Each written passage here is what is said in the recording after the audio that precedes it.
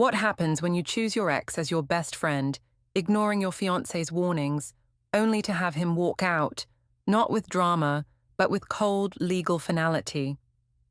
Can someone really lose everything, not in a fight, but with the quiet thud of legal papers at the door? My story begins the moment I signed for an envelope that ended my wedding before it began. The champagne bubbles caught the light perfectly as I raised my glass at Romano's, the upscale restaurant Nathan had chosen for our engagement party. Everything was exactly as I'd envisioned: elegant tablecloths, soft jazz playing in the background, and our families mingling in celebration of our upcoming wedding. "I have someone special I'd like you all to meet," I announced, my voice carrying across the private dining room. "This is Julian Maris, my dearest friend." Julian stepped forward with that confident smile I'd always admired, extending his hand to Nathan's mother, Maggie. She accepted it with visible reluctance, her lips pressed into a thin line. "Julian and I have such a beautiful history together," I continued, beaming with pride at how mature and progressive I was being. "We dated for 3 years, but we've evolved into something even more meaningful: true friendship. I think it shows real emotional growth when ex-partners can maintain such a close bond." Nathan's hand tightened around his wineglass. I could feel his discomfort radiating from beside me, but I pressed on. This was important. People needed to see how evolved we were as a couple. "Evine," Nathan whispered, leaning close to my ear. "We talked about this." "And I explained why it was important," I whispered back, my smile never wavering. "Trust me on this." My mother, Clara, clapped her hands together. "How wonderful! Evine has always been so mature about relationships. This is exactly the kind of modern love we need more of in the world." My father, Alan, shifted uncomfortably in his chair, his eyes moving between Julian and Nathan. "Well," he said slowly, "it's certainly different." Oliver, Nathan's younger brother, had barely spoken since Julian arrived. He kept glancing at Nathan with concern, then looking away when their eyes met. "I'd like to make a toast," Julian announced, raising his glass. The room fell silent. "To Evine, a woman who taught me that love doesn't have to end when relationships change form. She showed me that two people can share something so deep, so meaningful, that it transcends traditional boundaries." I felt my cheeks flush with pleasure. This was exactly what I'd hoped for: public validation of our mature, evolved relationship.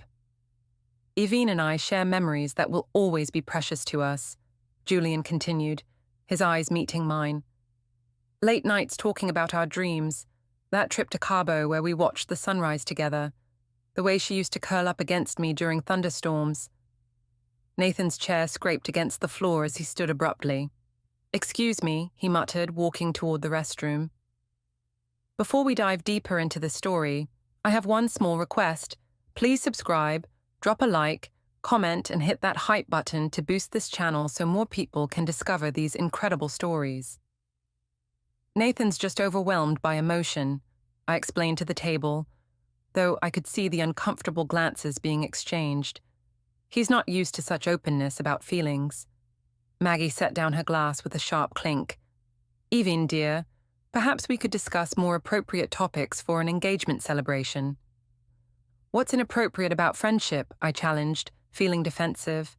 "I think it's beautiful that Julian and I can be here together, celebrating my new chapter while honoring our past.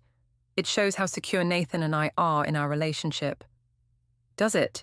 Oliver asked quietly. It was the first thing he'd said all evening. "Of course it does," Clara interjected, coming to my defense. "Evine is showing incredible emotional intelligence. Not everyone is mature enough to handle this level of complexity in relationships." Alan cleared his throat. "Maybe we should order dinner." When Nathan returned from the restroom, his face was composed but distant. He took his seat beside me, but I noticed he didn't reach for my hand like he usually did. "Are you okay, honey?" I asked, placing my hand on his arm. "Fine," he said simply, his eyes focused on the menu. As the evening progressed, I found myself working harder to maintain the cheerful atmosphere. Julian regaled the table with stories about our college days, our shared friends, our inside jokes. Each story seemed to make Nathan retreat further into himself. "Remember that time we got snowed in at the cabin?" Julian asked me, his eyes sparkling with mischief. "We had to share that tiny bed because the heat went out." "Oh my goodness, yes," I laughed, remembering. "We were so cold, and you kept stealing all the blankets." "I was keeping you warm," Julian protested playfully. "You were shivering so hard I thought you might crack a rib." Maggie's fork clattered against her plate. "Excuse me, I need some air." She stood and walked toward the restaurant's entrance. "Mum's just not used to such open communication," Oliver explained, though his tone suggested he wasn't thrilled either. "I think it's refreshing," Clara said firmly. "Too many people are threatened by their partner's past. Evine and Nathan are building something based on trust and security." I nodded enthusiastically. "Exactly. Nathan knows he has nothing to worry about. Julian and I are ancient history romantically. We're just friends now." "The very best of friends," Julian added, reaching over to squeeze my hand. "Evine is one of the most important people in my life."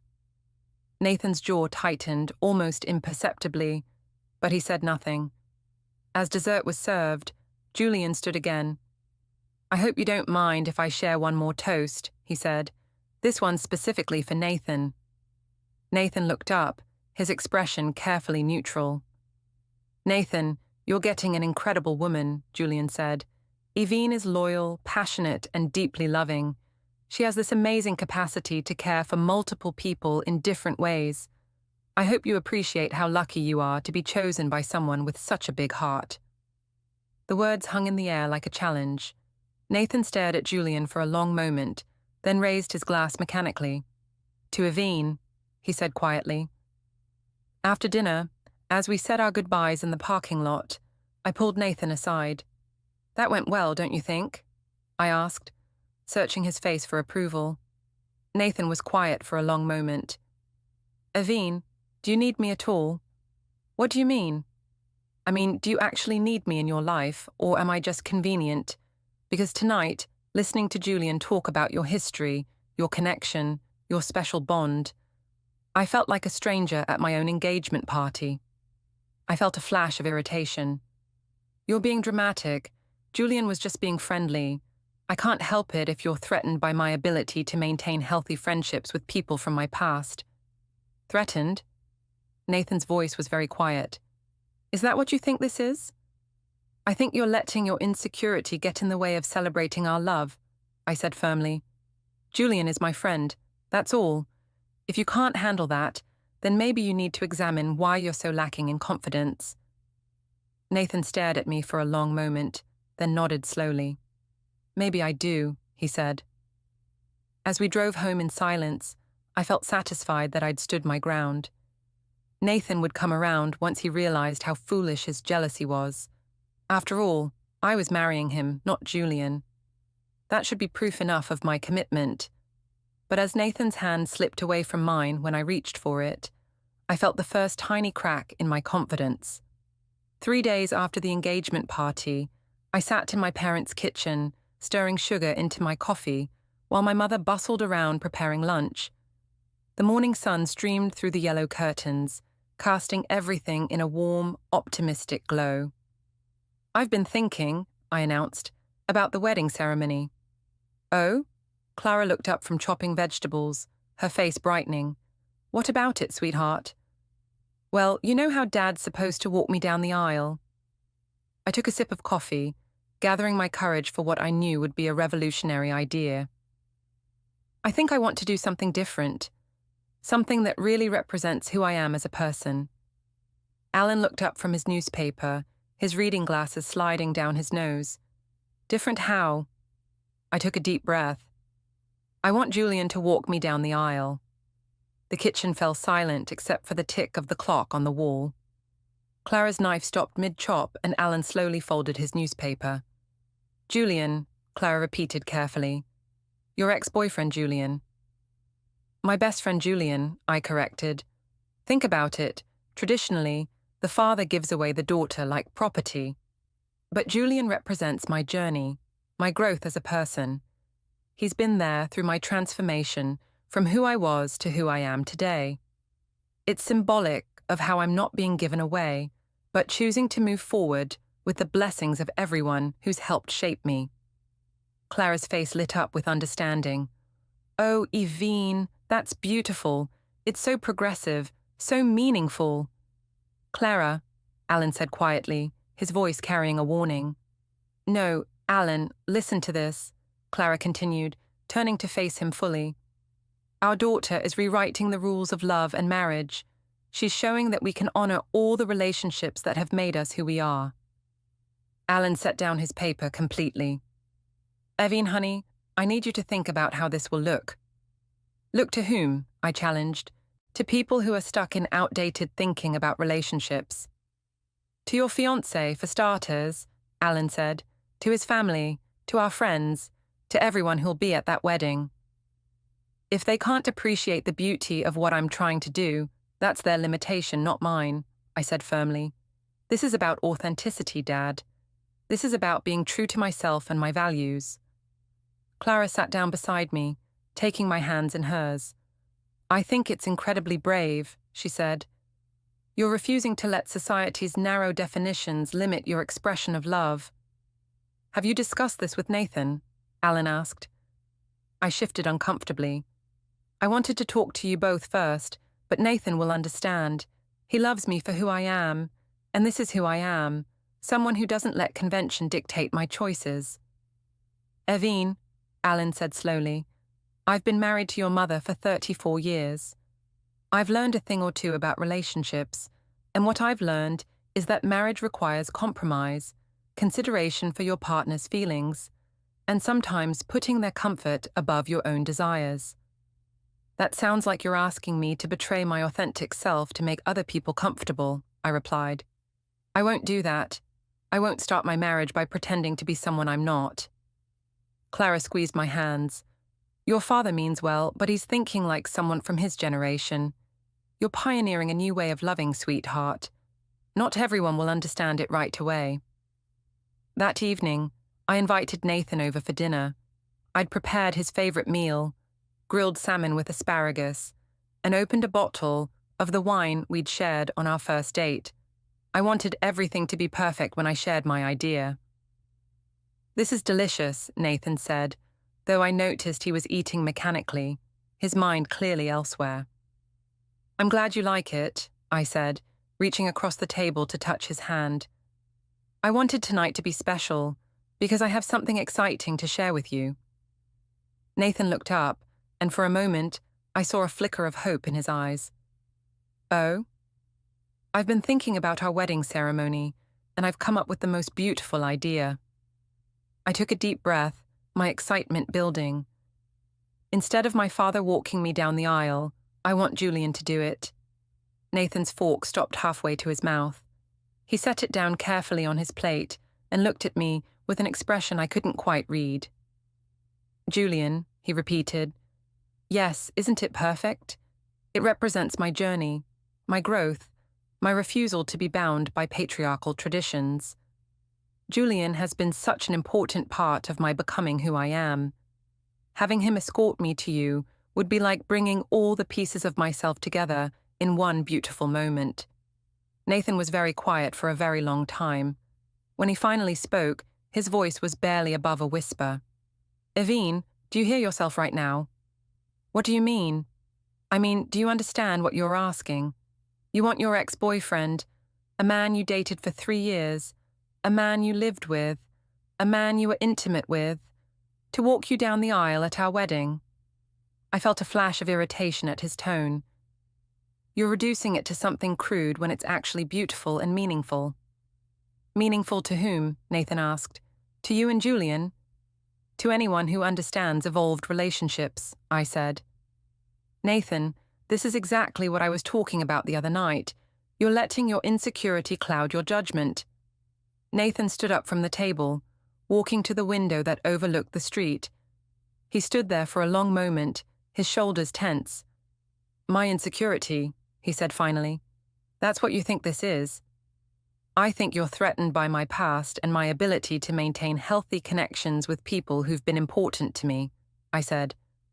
But that's something you need to work through, not something I need to change about myself.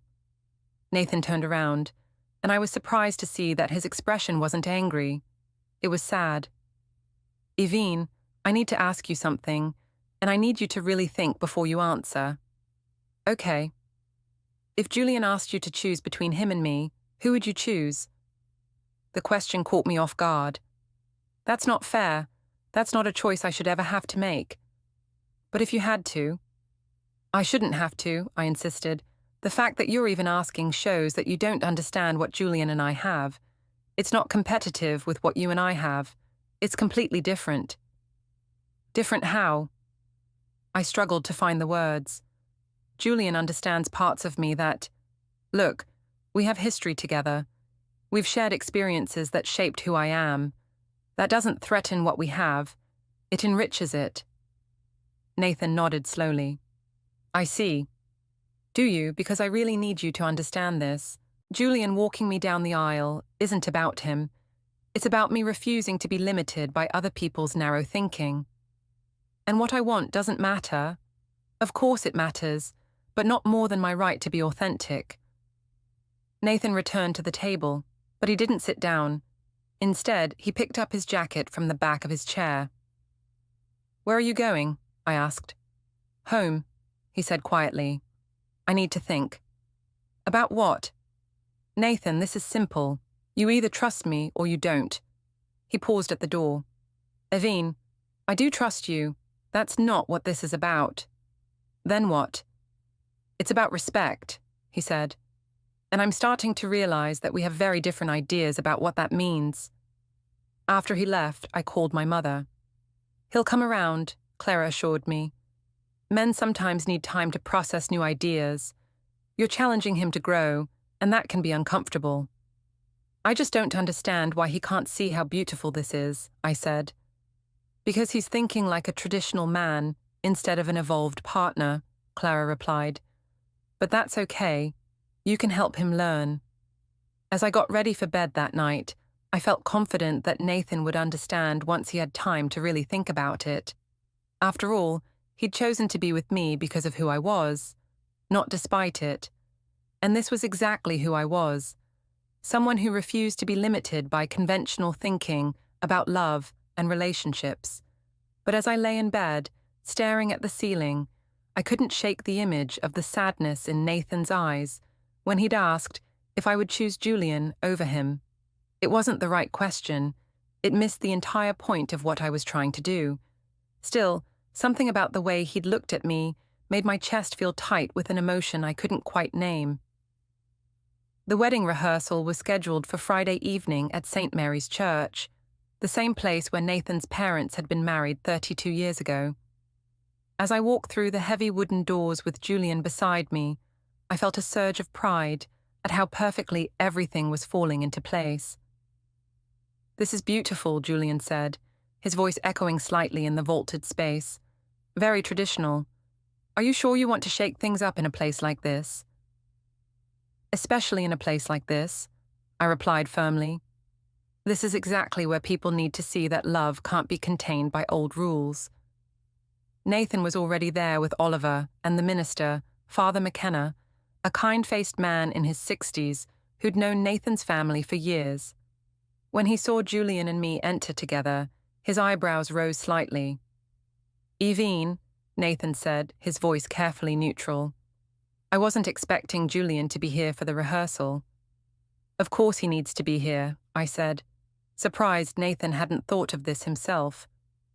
He's walking me down the aisle. He needs to practice just like everyone else. Father McKenna cleared his throat gently. I'm sorry. I think there might be some confusion. I have Alan Dorr listed as escorting the bride.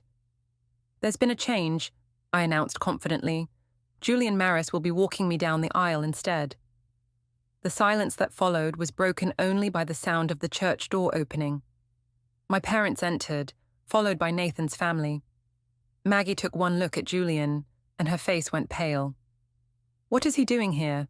She asked, her voice tight with barely controlled emotion. Julian is part of our wedding party, I explained patiently. He's walking me down the aisle.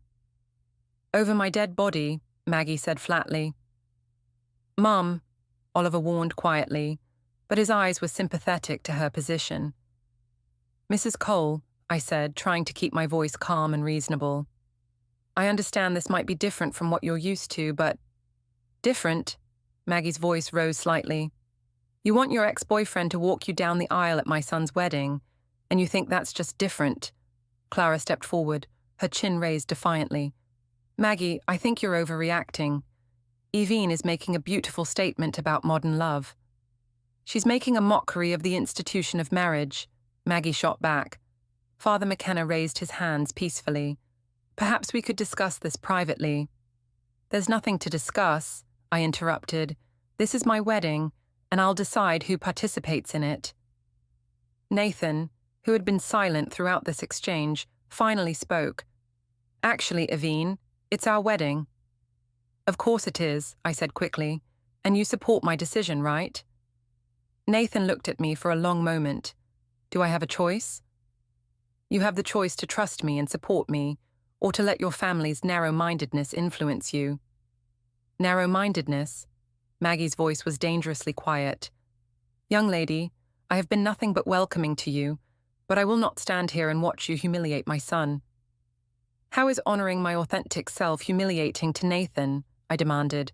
Because, Oliver said suddenly, his voice cutting through the tension, you're making your ex-boyfriend the star of your wedding day. That's ridiculous, I protested. Julian isn't the star of anything. He's simply the man who'll be holding your arm, walking beside you, presenting you to your groom, Oliver continued. He's the man whose face will be in every photo of that moment. He's the man everyone will be watching and whispering about. Let them whisper, I said defiantly. I'm not going to limit my choices because small-minded people might gossip. Alan, who had been unusually quiet, finally spoke up. Evine, maybe we should think about this more carefully. Dad, not you too, I said, feeling betrayed. I'm just saying that maybe there's a way to honor your friendship with Julian without making it the centerpiece of your wedding ceremony. Like what? Like having him do a reading or including him in the reception somehow, Alan suggested. That's not the same thing, I said firmly. That's hiding our friendship, making it less important than it is. Julian, who had been listening to this entire exchange with apparent amusement, finally stepped forward. Maybe I should say something, he said, his voice carrying easily through the church. I'm honored that Evine wants me to play such an important role in her wedding. It means the world to me that she values our connection enough to include me in this sacred moment. Maggie made a sound that might have been a sob or a growl. Julian and I have a bond that goes beyond conventional definitions, he continued. We've shared so much together, our hopes, our dreams, our bodies, our souls. That kind of connection doesn't just disappear because we've chosen different paths. Our bodies, Nathan repeated, his voice very quiet. Well, yes, Julian said with a slight smile. We were together for 3 years. We know each other intimately, but that's part of what makes our friendship so special now. We've seen each other completely, and we still choose to be in each other's lives. Stop talking, Nathan said. Nathan, I said quickly, he's just explaining. I said stop talking. Nathan's voice was still quiet, but there was something in it that made everyone fall silent. Julian, I need you to leave. I don't think that's your decision to make, Julian replied smoothly. Evine invited me. Nathan turned to look at me, and I saw something in his eyes that I'd never seen before, a kind of cold finality. Evine, I'm going to ask you one more time. Please uninvite Julian from our wedding. The church was so quiet I could hear my own heartbeat. Everyone was looking at me, waiting for my answer. I won't be bullied into betraying my values, I said finally. Julian stays. Nathan nodded slowly, as if I'd confirmed something he'd already suspected. Then I go. What do you mean? I mean I'm leaving. This rehearsal, this wedding, this relationship, I'm done. You don't mean that, I said, panic starting to creep into my voice. You're just upset. I'm not upset, Evine. I'm finished. Nathan walked toward the door, but Oliver caught his arm. Nate, wait. Maybe you should sleep on this. I've been sleeping on this for weeks, Nathan replied. Every time she chose him over me, every time she dismissed my feelings, every time she made me feel like a stranger in my own relationship. I'm done pretending this is normal. Nathan, please, I called after him. You're overreacting. He paused at the door and turned back to look at me. Am I? Because from where I'm standing, it looks like you've already chosen your groom. You just haven't admitted it yet. And then he was gone, leaving me standing at the altar with Julian, our families, and the slowly dawning realization that maybe I had miscalculated. He'll be back, Clara said quickly. He's just having cold feet. But Maggie was shaking her head, tears streaming down her face. No, he won't. You've pushed him too far, Evine. You've finally pushed him too far. As the church emptied around me, Julian put his arm around my shoulders. Don't worry, he said softly. If he can't appreciate what we have, that's his loss. But for the first time since this whole thing started, I wasn't sure I agreed. By Saturday morning, the video was everywhere. Someone at the rehearsal had recorded Julian's speech about our sacred bond and posted it to TikTok with the caption, Bride's ex-boyfriend talks about their sexual history at wedding rehearsal while groom walks out. Within 12 hours, it had been viewed over 2 million times. I discovered this when my phone started buzzing at 6 a.m. with notifications from friends, acquaintances, and complete strangers. The comments were brutal. This is the most embarrassing thing I've ever seen. That poor man dodged a bullet. Imagine being this delusional about your own behavior. The audacity is actually impressive. I sat in my apartment, still in my pajamas, frantically trying to control the narrative. I posted a lengthy response on my Instagram story. What you're seeing is a beautiful example of evolved love being misunderstood by people who are threatened by authentic relationships. Nathan and I are working through this together because real love means supporting each other's growth, even when it's challenging. Julian is my dearest friend, and I won't apologize for refusing to hide meaningful relationships to make others comfortable. Modern love, authentic self, is our growth mindset. But the responses were swift and harsh. Girl, read the room. Your fiancé literally walked out. How is that working through it together? This is what happens when therapy speak meets main character syndrome. I deleted the post after an hour and tried calling Nathan. His phone went straight to voicemail. I tried texting him. Nathan, please call me. We need to talk about what happened. I love you. No response. I tried Oliver next. He answered on the 4th ring. Evine. Oliver, thank God. I've been trying to reach Nathan. Is he okay? Are you seriously asking me that? I know he's upset, but if we could just talk. He's not upset, Evine. He's done. He asked me to tell you that if you try to contact him directly, he'll consider it harassment. Harassment? Oliver, I'm his fiancé. Are you? Because last I checked, fiancés don't humiliate their partners in front of their families and then go viral for all the wrong reasons. You saw the video? Everyone's seen the video. My mom hasn't stopped crying since last night. She's humiliated, Evine. Her friends are calling her, asking if she raised Nathan wrong, wondering why he would choose someone who would do this to him. Guilt twisted in my stomach, but I pushed it away. I never meant for any of this to happen. But you did mean to have Julian walk you down the aisle. You did mean to prioritize your ex-boyfriend's feelings over your fiancé's. You did mean to dismiss every concern Nathan raised. I meant to be authentic to myself. And Nathan meant to marry someone who would put their relationship first. Looks like you both got what you wanted. The line went dead. By Sunday, I was getting calls from wedding vendors. The florist called first. Miss Dorr, this is Patricia from Bloom and Blossom. I'm calling about your wedding arrangements for next Saturday. Yes? I've received a cancellation request and payment for a full refund. The payment is being processed back to Nathan Cole's account. What? He can't cancel my flowers. According to our records, Mr. Cole is the one who booked and paid for the service. He has every right to cancel. One by one they called. The caterer, the photographer, the band, the venue coordinator. Nathan had systematically cancelled everything, and because his name was on all the contracts, there was nothing I could do to stop him. I called my mother, sobbing. He's ruining everything, Mom. He's being vindictive and cruel. Sweetheart, maybe this is just his way of getting your attention. Maybe he wants you to fight for him. How am I supposed to fight for someone who won't even talk to me?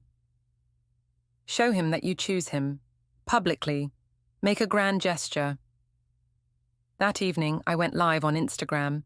I'd spent 2 hours getting ready, making sure my makeup was perfect, my lighting flattering. I wanted to look like someone worth fighting for. Hi everyone, I began, my voice soft and vulnerable. I know there's been a lot of talk about my relationship lately, and I wanted to address it directly. I could see the viewer count climbing rapidly. Hundreds, then thousands of people tuning in to watch my public plea. Nathan, if you're watching this, I want you to know that I love you. I love you more than I've ever loved anyone. Yes, I made some choices that hurt you, and I'm sorry for that. I was so focused on being true to myself that I forgot to consider your feelings. The comments were flying by too fast to read, but I caught glimpses. Too little, too late. Where's Julian now? This is so cringe. Nathan, run. I know I can't undo what happened, I continued, tears starting to fall. But I can promise you that if you give me another chance, I'll do better. I'll choose us. I'll choose you. I ended the live stream and waited. Surely Nathan would call now. Surely seeing me so vulnerable, so apologetic, would remind him of why he'd fallen in love with me in the first place. My phone rang 20 minutes later. For a moment, my heart soared, until I saw that it was Oliver calling, not Nathan. What the hell was that? He demanded. I was trying to reach Nathan to show him. You were performing. Again. Even your apology was a performance. That's not fair. Isn't it? You went live to thousands of people instead of writing him a private letter. You made your apology into content. Do you understand how that looks? I felt the familiar surge of defensiveness. I was being vulnerable and authentic. You were being manipulative, and Nathan saw right through it. He watched. We all watched. Mom, Dad, me, Nathan. We watched you turn your relationship into a public spectacle one more time. What did he say? Oliver was quiet for a long moment. He said it confirmed that he made the right decision. What decision? Evine, Nathan's not coming back. The wedding is off. It's over. But I apologized. I said I'd choose him. After you'd already chosen Julian. Over and over and over again. Nathan's not interested in being your second choice anymore. After Oliver hung up, I sat in my apartment as the reality began to sink in. The wedding was off. The vendors were cancelled. Nathan was gone. I tried to call Julian, needing someone who would understand, who would remind me that I wasn't crazy for wanting to honor our friendship. Evine, he said when he answered, I saw your live stream. Julian, I don't know what to do. Nathan won't talk to me, his family hates me, and everyone online is calling me names. I'm sorry this is so hard for you, he said, but his voice sounded distant. Maybe some space would be good for everyone right now. Space? What do you mean? I mean, maybe I should step back while you figure things out with Nathan. But you said our friendship was important to you. You said it was sacred. It is, but I don't want to be the reason your relationship ended. You're not the reason, I said desperately. Nathan's insecurity is the reason. His inability to accept that I can love both of you in different ways is the reason. Evine, Julian said gently, I think you need to take some time to really think about what you want. I want Nathan back, and I want to keep you as my friend. Why is that so impossible? Because, Julian said, some choices have consequences, and sometimes you can't have everything you want. After he hung up, I realized that for the first time in weeks, I was completely alone. Monday morning brought a certified letter that required my signature. The return address was from Brennan and Associates, a law firm I'd never heard of. With shaking hands, I tore open the envelope. Dear Ms. Dorr, we represent Mr. Nathan Cole in all matters related to the dissolution of your engagement and the cancellation of wedding-related contracts. Please be advised that all joint accounts have been closed and any shared assets have been returned to their original owners. A complete accounting is attached. Mr. Cole has requested that all future communication be directed through this office. Any attempts at direct contact will be documented and may result in further legal action. Additionally, please find enclosed all personal items that belong to you, which Mr. Cole has requested be returned. Sincerely, Margaret Brennan. SQR as attached was a detailed spreadsheet showing every wedding expense, every shared purchase, every joint account, all systematically unwound. Nathan had kept nothing that wasn't originally his. Even gifts I'd given him were in the box that came with the letter. At the bottom of the box, wrapped in tissue paper, was my engagement ring. I called the law office immediately. Brennan and Associates, this is Janet. I need to speak with Margaret Brennan about Nathan Cole. Are you Evine Dorr? Yes. Ms. Brennan is expecting your call. Please hold. The hold music was classical and calming, which somehow made everything worse. Ms. Dorr, this is Margaret Brennan. I understand you received our correspondence. I don't understand what's happening. Nathan won't talk to me, and now he's hired a lawyer. We're not even married. What's there to dissolve? Mr. Cole wants to ensure that the separation is clean and final. There are financial entanglements to unwind, and he prefers to handle this through proper channels. This is insane.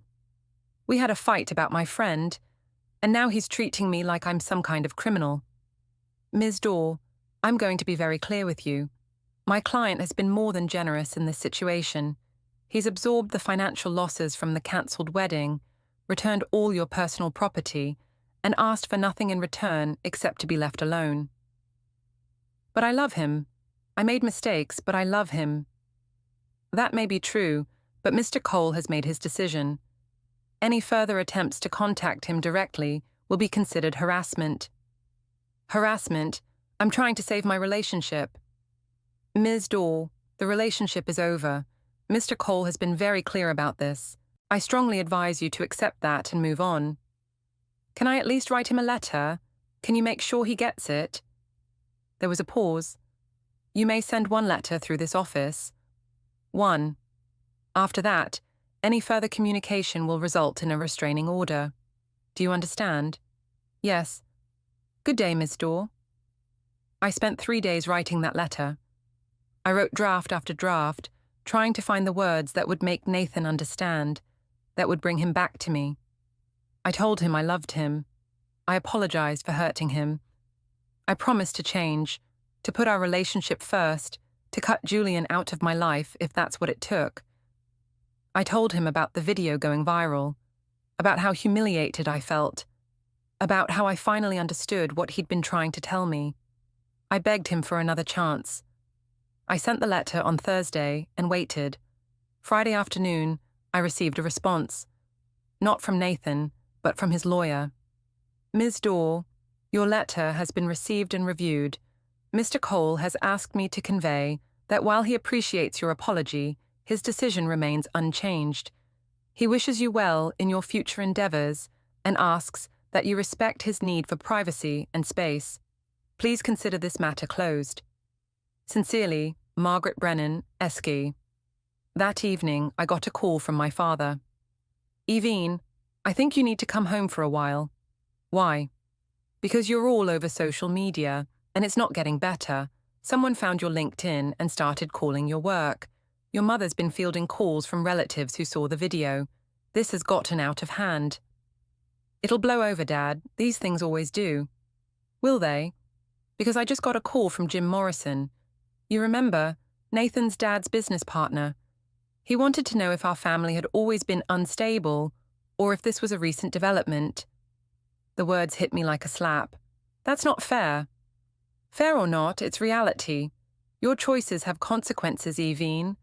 Not just for you, but for all of us. So you're taking Nathan's side too. I'm not taking anyone's side. I'm trying to help you understand that actions have repercussions.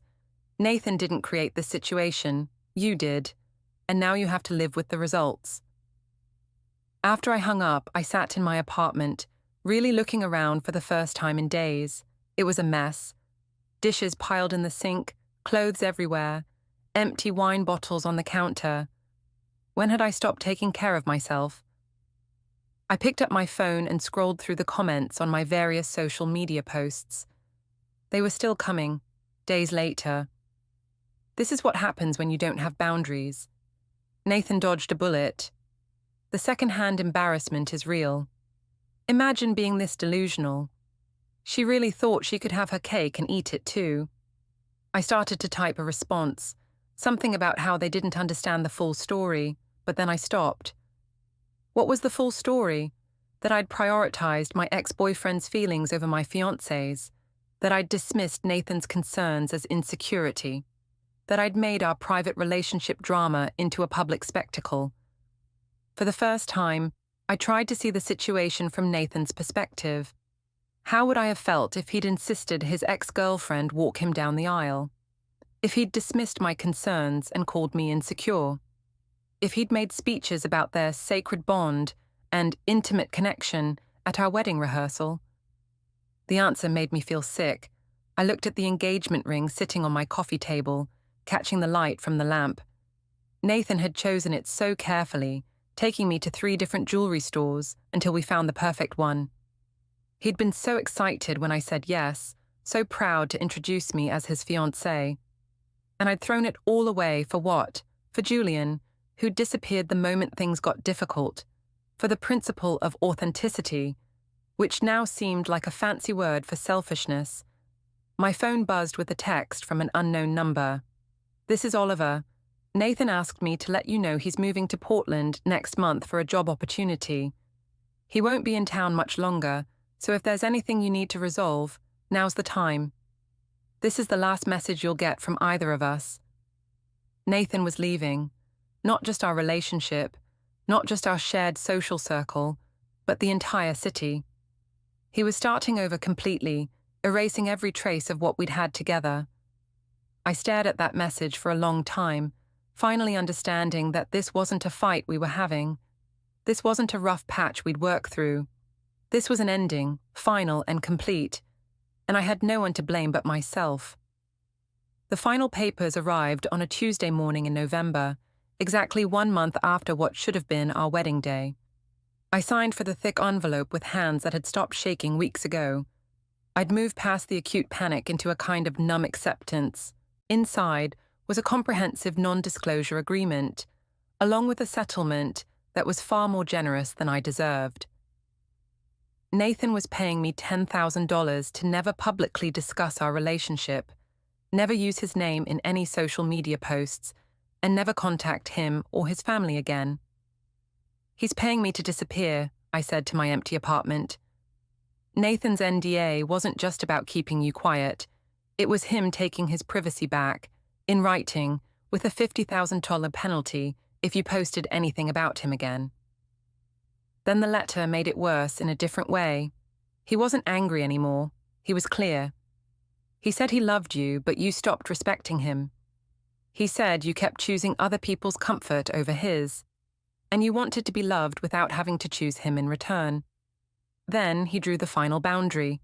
Portland, no contact, no searching, let him heal.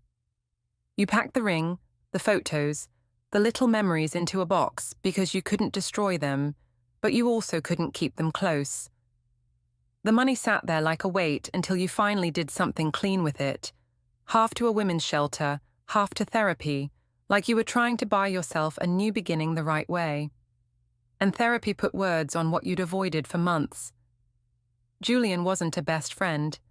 He was attention, drama, and a power game you pretended was maturity. Nathan wanted a partner who chose him. You wanted to be chosen while staying free from choosing anyone back. When you said it out loud, it finally sounded as ugly as it was. By the time the internet moved on, your reputation didn't. Julian vanished to California and proved the bond was a performance. Then you ran into Oliver and heard Nathan was doing well, even dating someone new, and it hurt, but not like before. Because by then you weren't fighting the truth anymore. You could admit you'd been more committed to being seen as evolved than to building something real. That's why the ending lands. Not redemption, not romance, just accountability. You sign the NDA, and it feels like a door closing and a life starting at the same time. Nathan didn't erase you to punish you. He erased you to survive you. And the only real gift left is the one you can't post, can't spin, can't outsource. Becoming the kind of person who doesn't need chaos to feel alive.